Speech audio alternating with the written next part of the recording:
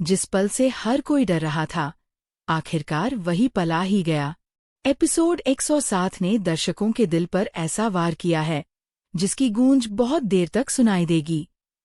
Police की jeep, siren की तेज आवाज और हथकड़ियों में जकड़ी हुई अहाना। वही अहाना जो अब तक बड़े घर की छोटी बहू नहीं बल्कि उस घर की शान मानी जाती थी। आज वही बहू अपराधी की तरह सबके सामने खड़ी थी। आंखों में आंसू नहीं थे, लेकिन चेहरे पर गहरी पीड़ा साफ दिख रही थी। उस पल हर किसी की प्रतिक्रिया अलग थी। अर्जुन, जो हमेशा खुद को मजबूत दिखाने की कोशिश करता है, आज अपनी ही बेपसी पर चीख रहा था। उसका गुस्सा, उसका दर्द, सब कुछ हवा में बिखर गया था। दुर्गा देवी, जिनकी जिंदगी घर की इज्जत और मर्यादा के इर्द गिर्द घूमती रही है, आज उसी इज्जत को टूटते हुए देख रही थी। उनका चेहरा पत्थर की तरह सख्त था, लेकिन आंखों में जमी खामोशी बहुत कुछ कह रही थी। लेकिन इस पूरे माहौल में एक चेहरा ऐसा भी था जिस पर न अफसोस था, न घबराहट, न कोई शिकन, न कोई पछतावा। वह चेहरा था गांगुली सर का। वही गांगुली सर जिन्हें अब तक एक ईमानदार अफसर, एक जिम्मेदार बॉस और एक सच्चे मेंटर के रूप में देखा गया था। पुलिस जब अहाना को ले जा रही थी, तब गांगुली सर का व्यवहार सबसे ज्यादा चौंकाने वाला था। एक जिम्मेदार बॉस से उम्मीद की जाती है कि वह अपनी ऑफिसर के लिए आवाज उठाएगा, कम से कम यह कहेगा कि उसे अपनी कर्मचारी पर भरोसा है, जरूरत पड़े तो वकील बुलाएगा या फिर पुलिस अधिकारियों से बात करेगा। लेकिन गांगुली सर ने ऐसा कुछ नहीं किया। उन्होंने चुपचाप फाइलें पुलिस को सौंप दी और बेहद ठंडी आवाज में बस इतना कहा, मैं क्या कर सकता हूँ? कानून अपना काम करेगा।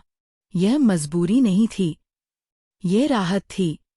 उस इंसान की राहत जिसका प्लान पूरी तरह सफल हो चुका हो। अगर आप उस पल को ध्यान से देखेंगे तो पाएंगे कि गांगुली सर की बॉडी लैंग्वेज में डर नहीं, बल्कि अजीब सा आत्मविश्वास था। वह बार बार अपनी घड़ी देख रहे थे, जैसे ये सब जल्दी खत्म हो जाए और अहाना हमेशा के लिए इस तस्वीर से बाहर हो जाए। ऐसा व्यवहार उस इंसान का नहीं होता जो अपनी सबसे काबिल ऑफिसर को खो रहा हो। यह व्यवहार उस शिकारी का होता है जो अपने शिकार को फंदे में फंसा चुका हो। यहीं से कहानी की असली परतें खुलनी शुरू होती हैं। फिल्म सिटी के अंदर जो बातें चल रही हैं, उनके मुताबिक ये साजिश अचानक नहीं रची गई। इसकी नींव उसी दिन रख दी गई थी जिस दिन गांगुली सर ने अहाना का इंटरव्यू लिया था। अहाना एक ईमानदार सोशल वेलफेयर ऑफिसर है जिसने मेहनत और काबिलियत के दम पर ये पद हासिल किया है। गांगुली सर ये बात बहुत अच्छे से जानते थे कि सरकारी सिस्टम में सीधे तौर पर गड़बड़ी करना आसान नहीं होता। अगर कोई सीनियर अफसर खुद हाथ गंदे करता है तो ऑडिट और जांच में फंसना तय है। इसलिए उन्हें एक ऐसे चेहरे की जरूरत थी जो बाहर से बिल्कुल साफ दिखाई दे, कोई ऐसा जिस पर कोई शक न करे। अहाना इस भूमिका के लिए एकदम सही थी।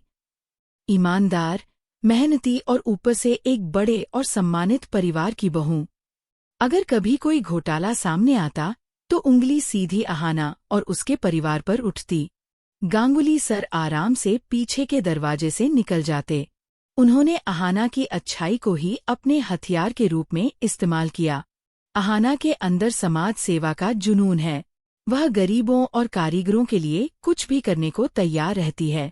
गांगुली सर ने इसी भावना को हवा दी। उन्होंने अहाना को लगातार बड़े और भावनात्मक प्रोजेक्ट सौंपे। कभी फील्ड का काम, कभी महिलाओं से मीटिंग, कभी नए प्लान। अहाना इतनी व्यस्त हो गई कि कागजी कार्रवाई की बारीकियों पर ध्यान देने का उसे मौका ही नहीं मिला। असल में ये एक सोचा समझा जाल था। एक ऐसा जाल जिसे किसी नौसिखिए ने नहीं, बल्कि एक बेहद चालाक और अनुभवी इंसान ने बुना था। अहाना को सामने रखकर सिस्टम के अंदर खेल खेला जा रहा था और उसे इसका अंदाजा तक नहीं था। अब सवाल यह नहीं रह जाता कि अहाना जेल क्यों गई। असली सवाल ये है कि क्या वह सच में दोषी है या फिर उसे किसी बड़ी साजिश का मोहरा बनाया गया है। और सबसे बड़ा सवाल, क्या गांगुली सर वाकई उतने मासूम हैं जितना वह खुद को दिखा रहे हैं। या फिर उनकी मुस्कान के पीछे एक खतरनाक सच छुपा हुआ है। अब बात करते हैं उस घोटाले की जिसने अहाना की जिंदगी पलट कर रख दी।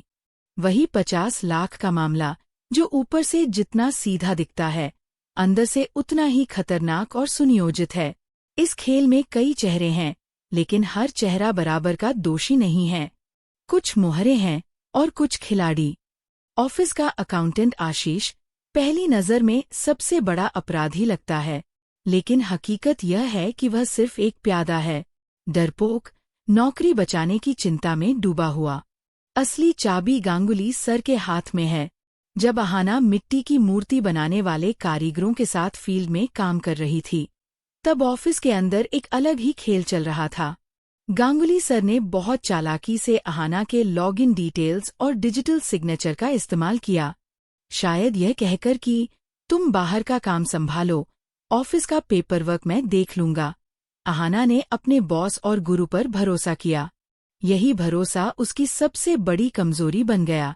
उसी भरोसे की आड़ में आशीष ने फर्जी एनजीओ के कागजात तैयार किए। वह एनजीओ असल में मौजूद ही नहीं है, सिर्फ फाइलों और सिस्टम में उसका नाम है। उन कागजों पर अहाना का डिजिटल सिग्नेचर लगाया गया और गांगुली सर ने अपनी अथॉरिटी का इस्तेमाल करके उन फाइलों को पास कर दिया।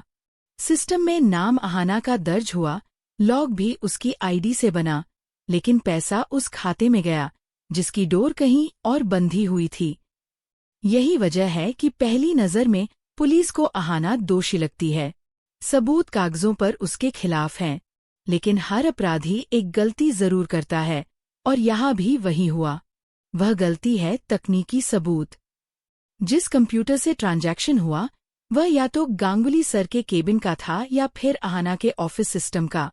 फर्क सिर्फ इतना है कि उस वक्त अहाना ऑफिस में थी ही नहीं। यह एक ऐसा सच है जिसे मिटाया नहीं जा सकता। यही वह कड़ी है जो आगे चलकर पूरी कहानी का रुख बदल देगी। अब आते हैं उन लोगों पर जो इस साजिश में जानबूझकर या अनजाने में शामिल हुए। गोपाल और रूपा। गोपाल चुप रहने वाला इंसान है, डर के मारे सिर झुकाए रहता है। लेकिन रूपा अलग है। उसे लगता है कि गांगुली सर उसे पसंद करते हैं, या शायद उसे प्रमोशन का सपना दिखाया गया है। जिस तरह से रूपा पुलिस के सामने चिल्ला चिल्लाकर अहाना को चोर बता रही थी और गांगुली सर चुपचाप सब सुन रहे थे, उससे साफ पता चलता है कि ये सब पहले से तय था। रूपा के मन में अहाना के लिए जलन पहले से थी। गांगुली सर ने बस उस जलन में आग डाल दी। रूपा को शायद यह भरोसा दिलाया गया है कि अगर वह अहाना के खिलाफ गवाही देगी तो उसे मोटा फायदा मिलेगा, पैसे भी और कुर्सी भी। लेकिन वह यह नहीं जानती कि गांगुली जैसे लोग किसी के सगे नहीं होते। उनका खेल हमेशा डिवाइड और रूल का होता है। जैसे ही अहाना जेल में सेटल हो जाएगी और मीडिया का शोर थोड़ा शांत होगा, गांगुली सर रूपा और आशीष से भी दूरी बना लेंगे।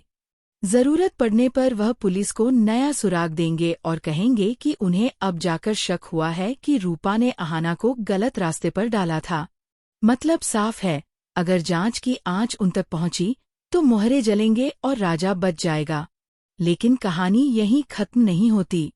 असली तूफान अब बड़े घर के अंदर उठने वाला है। दुर्गा देवी अब तक खामोश है। उनकी यह चुप्पी गांगुली सर और रूपा को जीत लग रही है। उन्हें लगता है कि घर की इज्जत के नाम पर दुर्गा देवी अहाना के खिलाफ खड़ी हो जाएंगी।